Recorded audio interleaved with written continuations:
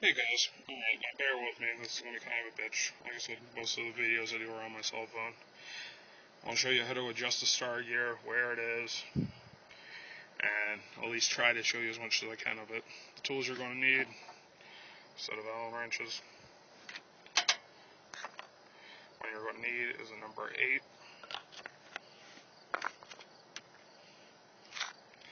And a flathead screwdriver. Okay, that's all you need for adjusting your star screw. See that little cap right there? Your star screw's underneath that. So take your Allen wrench. Alright, it does not break free this easily. First time I did it, I thought I almost broke my master. So just be careful. You gotta put some effort behind it. I just broke it free again. Every time you adjust it and you drive for a while, it seats back in.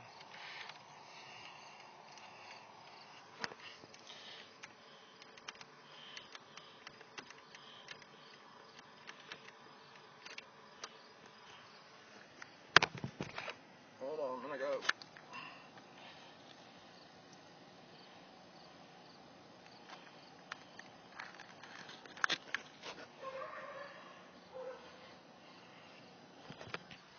Alright.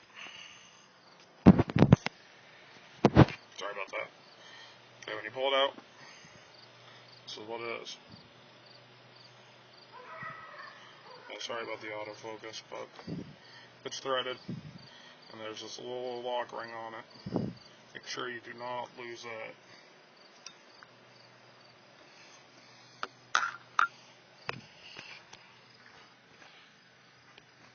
You guys can see. Hold on. Down inside here,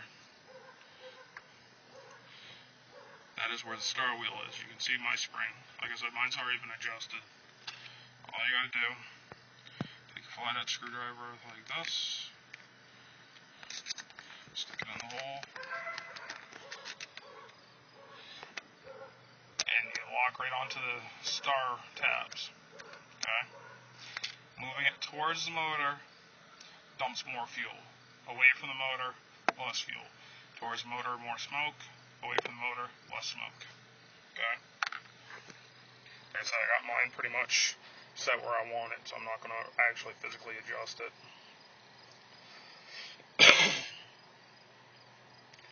Now the downfall, like I said, of doing that in my last video is by adjusting your star screw, that's after boost. Alright, so once your turbo's ignited, that's when that one starts dumping fuel. So, I mean, if you crank it way up, there isn't a maximum amount of turns you can do, or minimum. You don't have to worry about a runaway. Like I said, I've done a lot of research on this through the forums, but there is a correct way of setting it. Now, to do that, you need an air compressor, a blowgun, and you need to do some of the other mods. But for just getting smoke out of it, you want to crank it towards the motor. Now the downfall of doing this, like I said, because that's after your turbo's already ignited, you're dumping a lot more fuel while you're spooling versus before you're spooling when you normally want the black smoke. So it's a constant once you get going. Like I said, you can crank the screw about as much as you want. You don't have to worry about anything. There's a little spring inside, though, that I don't know if you could actually see it. Yeah, you can sort of see it. Well, that spring's got tension on it, and that controls one of the diaphragms. Now, if you loosen it all the way up, just so there's just barely any tension on it, it's going to dump all the fuel again as soon as you're wide open. Okay, now, downfall is, like I said, I've done this.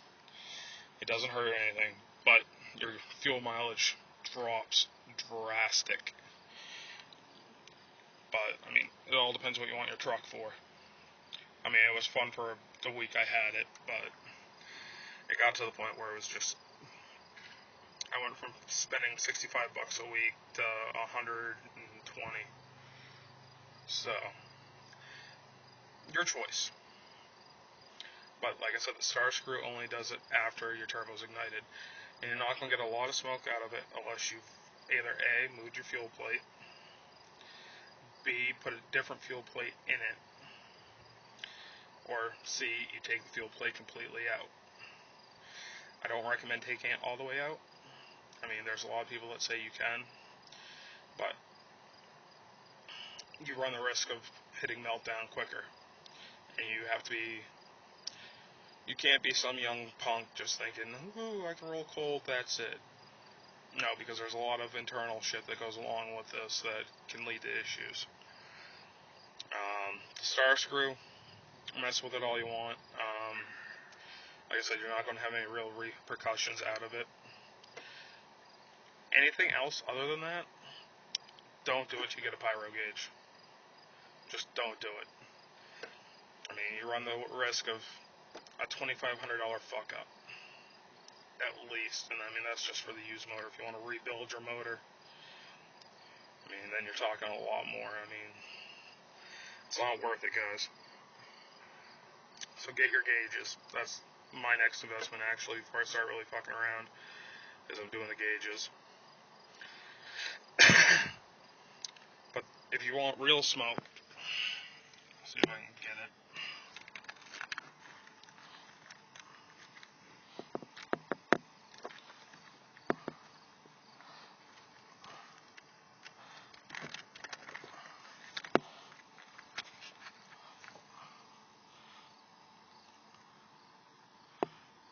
Yeah, right there.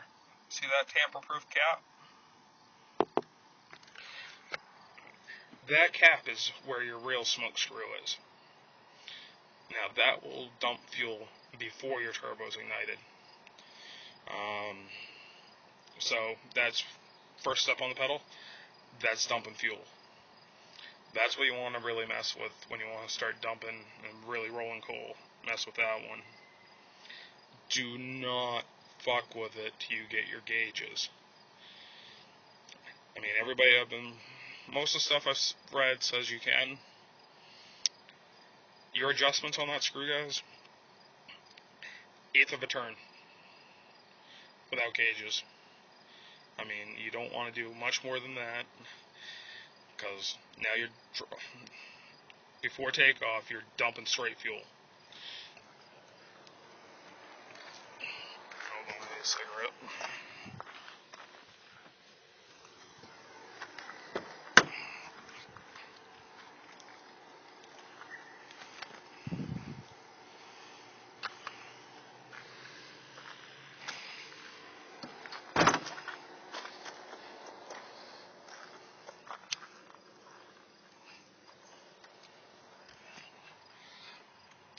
So you're dumping straight fuel.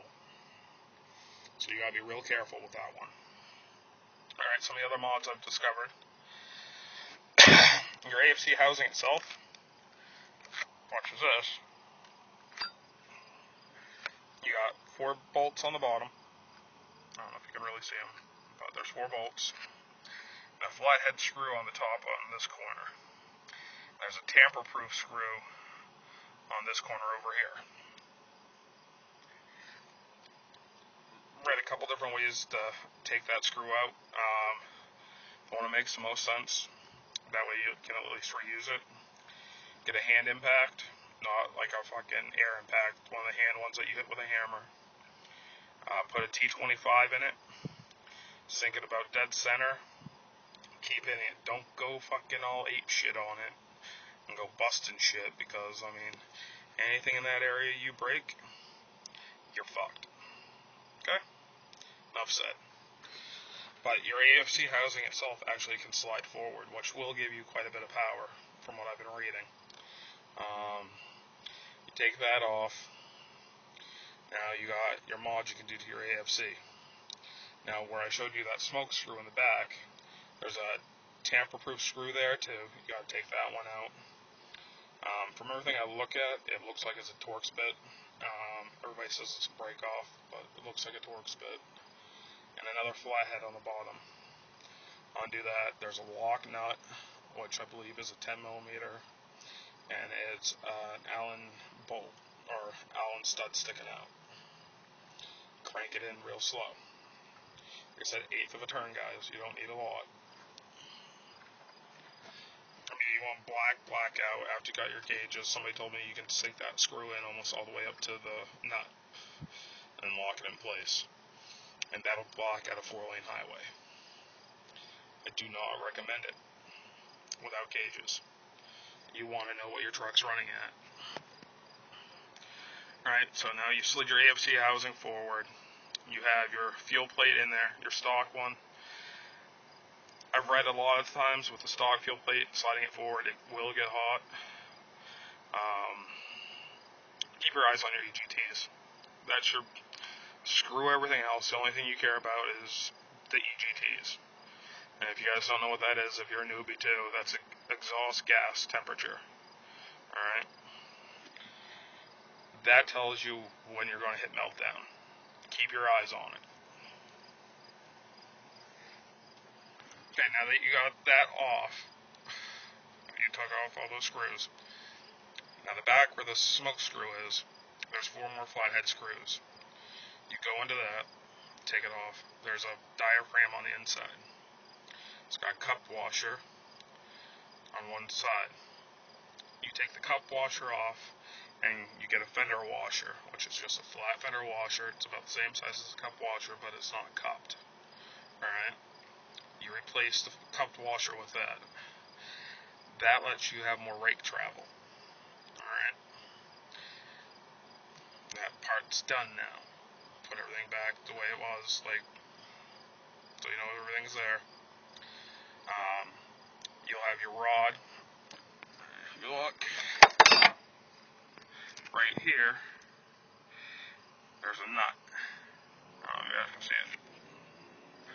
You undo that, you can slide the fucking AFC rod out, which the foot travels on. You can shave the barrel part of it. Alright?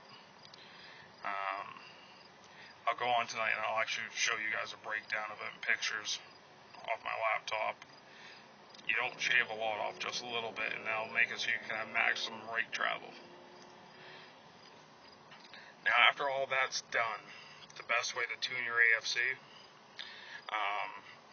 say if you have a manual boost controller and you have your boost set at 35 pounds, get a blowgun with an air compressor, set the air compressor so it doesn't put out more than 35. Have a rubber tip on it and jam it into your boost line right. You can't really see it. Well, there's a boost line right here. You stick it in here, and you want to watch the foot travel all the way forward. If it bottoms out, you have it adjusted the way you want. Adjust star gear so it hits full throttle. And that'll give you a perfectly tuned ACF.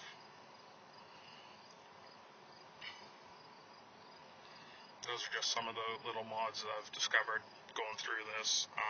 Like I said, all this stuff, you really want to get your gauges.